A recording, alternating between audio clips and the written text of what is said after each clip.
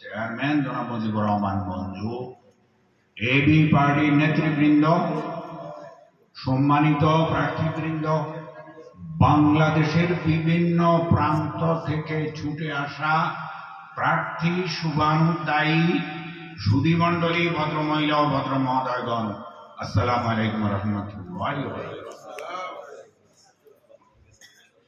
আমরা অনেক ত্যাগ, অনেক পরিশ্রম, অনেক কষ্ট, অনেক সময় দান, অনেক অর্থ ব্যয়, অনেক মেধা এবং প্রজ্ঞা খরচ করে এবি পার্টির সূচনা যে করেছিলাম জন আকাঙ্ক্ষার বাংলাদেশের মাধ্যমে, সেটি এখন বাস্তবে রূপ নিয়েছে। সবাই বলুন আমিন। প্রিয় ভাই ও বোনেরা,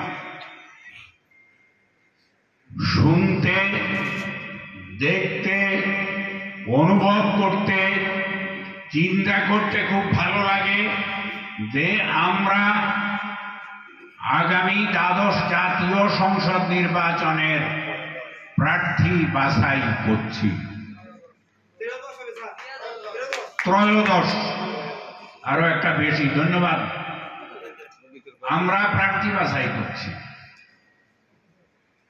প্রার্থী বাছাই করতে গিয়ে আমরা এখনো অর্ধেক রাস্তা অতিক্রম করতে পারিনি। আপনারা কি বলেন, আমরা পেরেছি? পারিনি। কিন্তু তাই বলে আমরা কম তো এগুলিনি, অনেক দূরে গিয়েছি। তাহলে আমাদের করণীয়, কতদূর এসে গেছি এই পেছন দিকে দেখে বিশ্রাম নেব এই সুযোগ কি আছে? নাই।